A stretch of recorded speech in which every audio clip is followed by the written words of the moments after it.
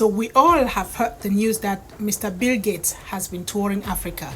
Precisely, he has been to Ethiopia and Nigeria. And those of you in Nigeria, you know the message that he brought to Nigeria. And those of you in these two countries, you probably heard the message that he brought to these countries. But what is it that Mr. Bill Gates is saying about his trip to Africa? If you want to know, then follow me. Let's go check this out together. Africa, Africans, wake up. It is time for a very, very important history lesson.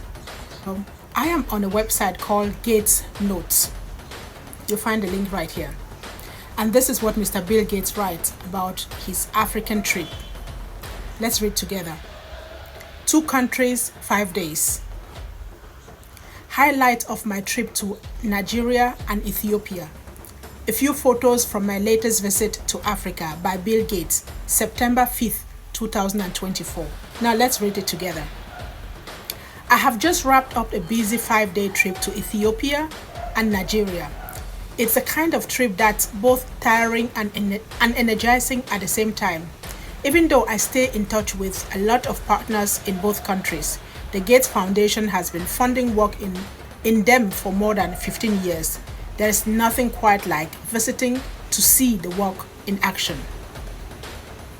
Whenever I get home from a trip like this, friends are curious to hear how it went. Of course, they will be curious, and we know why, right? Here's what I am telling them. From 2000 to 2019 or so, Ethiopia and Nigeria led the way on dramatic improvement in health and poverty that rippled across sub-Saharan Africa. Since then, the pandemic, extreme weather, and political economic instability have set both countries back alongside with much of the rest of the continent. Take note of the narrative. It is very important. I'm going to come back to this later. But as I saw on this trip, there is great work going on in both places that makes me optimistic about their future and Africa's. Their future and Africa's. This is Mr. Bill Gates. I want to share a few photos from the week. Thanks to everyone who shared their time and insights with me, including Prime Minister Ahmed of Ethiopia, Nigeria Health Minister Mohammed Ali Pate, and a special guest who came along for the trip, the amazing musician John Batiste. The foundation will be working with African partners even more in the future. Oh my God. The foundation will be working more with African partners even more in the future. And based on what I saw this week, my next visit will be just as inspiring. And you can go on that website and see some of the pictures that he's sharing. The article continues. I arrived in Addis Ababa on Sunday, and on Monday morning, I took a 2-hour car ride with Prime Minister Ahmed to visit a cluster of wheat farms in Oromia region. On the way, we talked about a lot of different topics, including healthcare and the economy. But we probably spent most of the time discussing the country's amazing gains in agriculture, and the Prime Minister spoke with particular pride about one big accomplishment. Ethiopia no longer needs to import any wheat.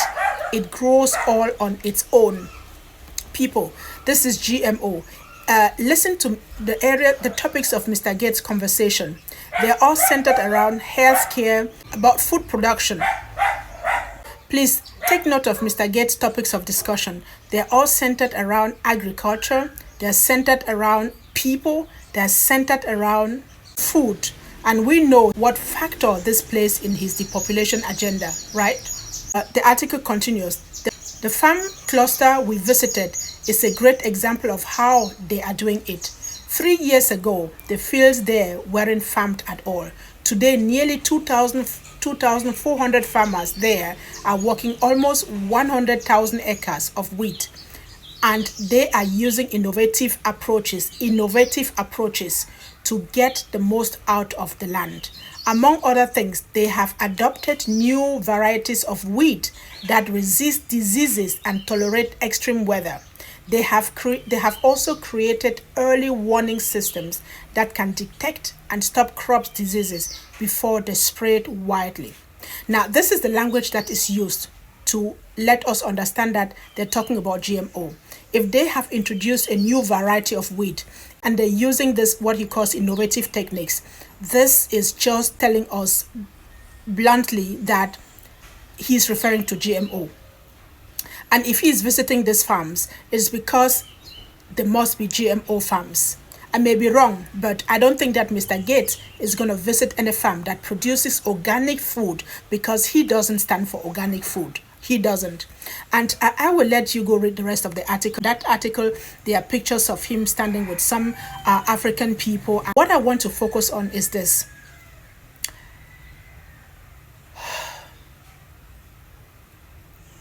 The fact that someone who has no expertise on agriculture. Look, Mr. Bill Gates is a university dropout. Not that I have anything against university dropouts, but his expertise is in technology. How come this person has become the world's expert on agriculture when he didn't study agriculture, when he himself is not a farmer? How come he's become an expert on our earth and the countries of the world trust him when he did not study medicine? How come he's become an expert in viruses and vaccines when he is not a virologist? I don't know that he studied virology. How come he's become the authority in other healthcare services when he did not study medicine? How come he is an expert in African affairs when he didn't even do African studies? And if he did, they would be based on what his ancestors have written about Africa. It will not be based on what Africa is and who Africans are. And so what I'm trying to say here is that we got to be very careful about this person visiting Africa, and we got to be very careful and listen to the language that he uses when it comes to bringing his programs to Africa. It is no secret, he says it publicly, that African population needs to be reduced, and he has been around for a long time. More and more of the atrocities that he has committed using his vaccines are coming out. We know that he has his hands in almost every pharmaceutical industry that exists on this planet. We know that he has his hands on any food industry around. And so combine food poisoning and vaccines and pharmacy, and then you see what is making this guy rich. Have you asked yourself why Mr. Bill Gates' wealth has more than tripled ever since he quit Microsoft and became a philanthropist? How can the wealth of a philanthropist skyrocket in times of crisis?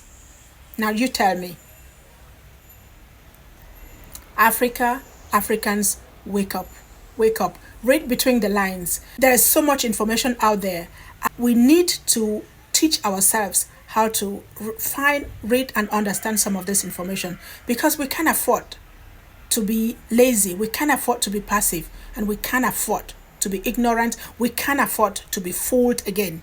Not on our watch. Wake up.